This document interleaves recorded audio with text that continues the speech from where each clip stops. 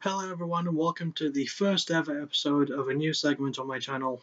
This is Backtracking, where I take a look at a band's history of music, listen through their albums one by one, judge which albums and songs I like and dislike the most, and ramble about it to you guys for your amusement. For my debut episode, which will have two parts, this is being the first one, I decided to take a listen to a band that I feel is very underrated, while not really knowing a whole lot about them, but knowing enough for when I started listening to them. That all changed when I actually started listening through their stuff from the very beginning. And I mean all of it, highs and lows included. And this band, if you can guess from the title of the video, is Project A6. So without any further ado, let's get this on like Donkey Kong. You know what? It's been a while since I said that. Might come back. So we start off with their self-titled debut effort, Project A6, which explored a lot of themes for a debut album from a very new band at the time. Considering the period of its release, it did kind of get lumped in with all the other rapcore and nu metal that was coming out at the time, with Linkin Park being such a huge thing at that point in time. Having said that, it's easy to spot the more punk rock and hardcore influences, which make for an interesting mix of songs. The standout track of the album is definitely the third song, Pipe Dream, which is also the first and, well, only single released from the album, but the reason that it stands out is because it focuses on a different style altogether in contrast to the majority of the album's overall sound. There's less rapping in it, and it's more focused on metal and being a bit heavier than the other stuff. This sound is what the band would explore more of on their second album, Drawing Black Lines. On the whole, their debut does just enough to keep casual fans of rapcore interested while offering something different. It's a really, really strong start for the band, with some really good songs to boot as well. Having said all that, we then move on to their second album, Drawing Black Lines. While still retaining some of the rapcore influence from their debut, Drawing Black Lines definitely feels more like the album that PA6 should have written in the first place. But I'm glad it was their sequel and not their first outing, mostly because you can hear the overall improvements in the sound and style in contrast to the first album.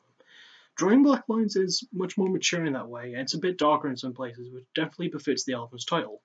In fact, the aforementioned rapcore, which was in their first album, is hardly there at all in this one, which I think speaks to vocalist Andrew Schwab's underrated range as singer, not to mention his introspective songwriting and lyricism.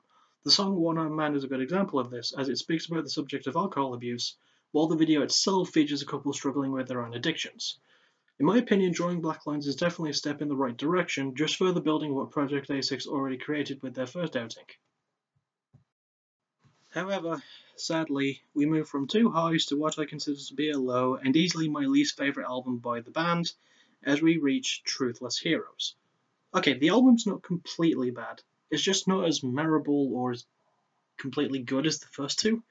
The theme of Truthless Heroes is that it's a concept album centered around a protagonist who is trying to make his life mean something in a more media-controlled and centered world, as evidenced by the instrumental tracks on the album, as well as its cover art, which is literally a person with a TV for a head.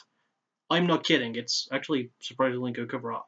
But as I said, while it's not completely horrible, it's just boring and extremely repetitively formulaic. It feels like a stripped down version of Drawing Black Lines with a concept that doesn't work or go anywhere, songs that just don't stick, and easily forgettable instrumental work. It's definitely not a recommendation, but if you want to listen to it, you can. However, redemption would arrive in the form of their next album, and quite possibly my favourite album by them, Songs to Burn Your Bridges By. See, the biggest problem with Truthless Heroes is that there was too much label interference. For this one, the band formed their own label called Team Black, named after a song from Truthless Heroes, and handled pretty much everything themselves, and oh goodness is it glorious indeed. Even more glorious than Bobby Roode, I dare say.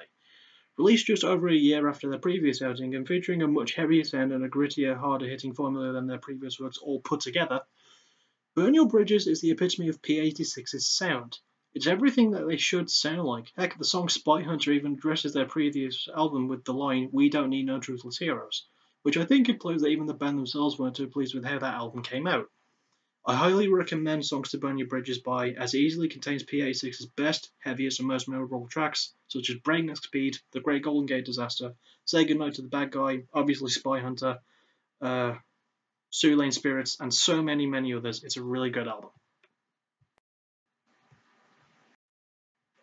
And thus we step forward from that to their fifth album, And the Rest Will Follow, which kind of sounds pretty much mostly like Burn Your Bridges. It essentially takes somewhat more melodic and experimental steps with the groundwork that the band laid out in Burn Your Bridges, which isn't a bad thing, but the album itself kind of drone on.